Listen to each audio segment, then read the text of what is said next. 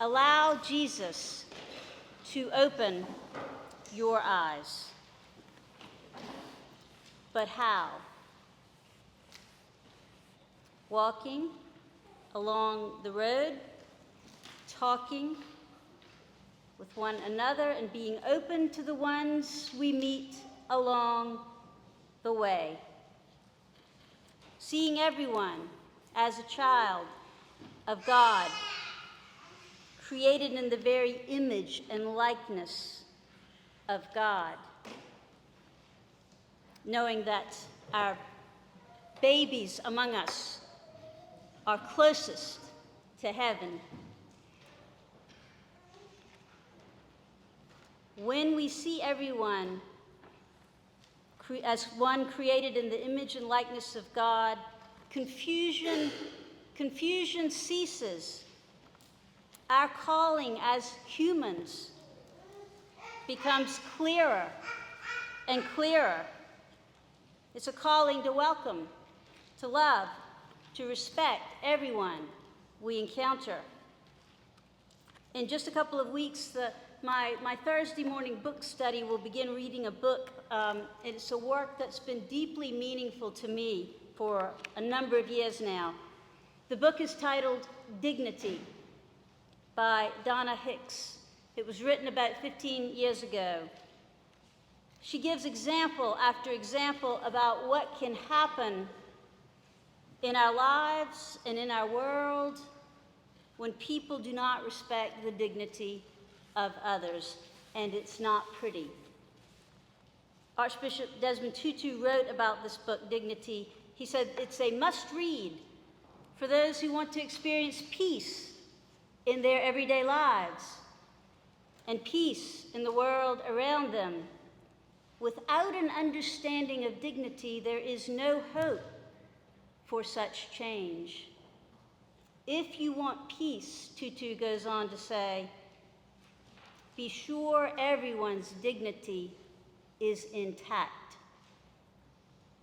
In other words, there's no peace without justice.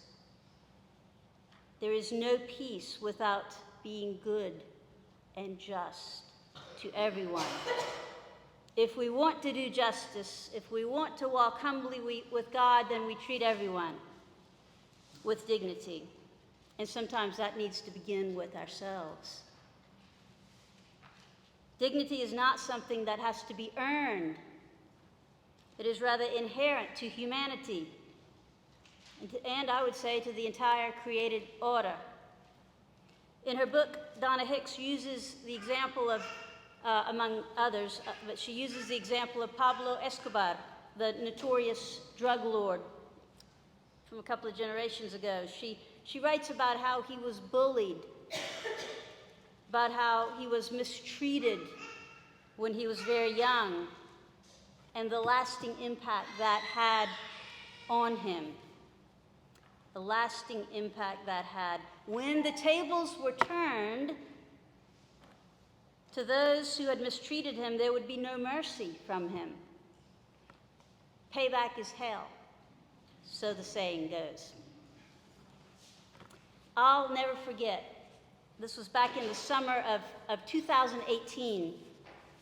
There was a contingent of us, a contingent from Grace Church Cathedral that visited Canterbury, the mother church. And Dean Robert Willis, who you remember, he preached here at St. John's not long before his death. He had recently visited Charleston for the first time. We were in Canterbury to participate in an evensong in commemoration of our martyred South Carolina bishop back in 1928. He was martyred, William Alexander Gary, the father of the longtime rector of this parish. A couple of us even stayed in the deanery. We thought we were pretty special. On Sunday morning, we even vested and processed. One of the canons preached. And this was precisely at the time when there happened to be a tremendous balloon that was flying over what has been called, it was flying over what has been called the once capital of America, London. There's a book, When London Was the Capital of America. So this tremendous balloon was flying over London. You may remember this. And the big, not beautiful balloon was a depiction of the then and now President of the United States. And more specifically, the balloon was of an angry baby in diapers. And this angry baby in diapers was clenching his fist at the entire world. Well, the sermon progressed.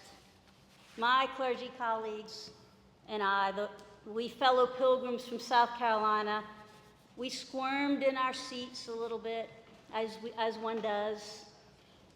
We nervously glanced at each other, internally bracing ourselves, ready and willing to bear the brunt of a joke that would garner some laughs.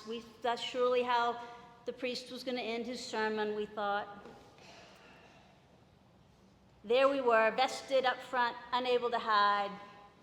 And when the canon was preaching, the canon who was preaching, who's now the Dean of Salisbury, by the way, but he surprised us all by asking the entire congregation. He said this. He said, if a big balloon were to fly over London and that balloon depicted you at your very worst, what would your balloon look like? What would your balloon look like? You at your least flattering. That's part of what today's story is all about. Allow Jesus to open your eyes to see him in everyone you meet, to dare to encounter him in the breaking of the bread together with one another. Because friends, only then can we be truly kind. Only then can we be truly just and respect the dignity of every human being. It has to begin with us, and we need one another. We need one another. Amen.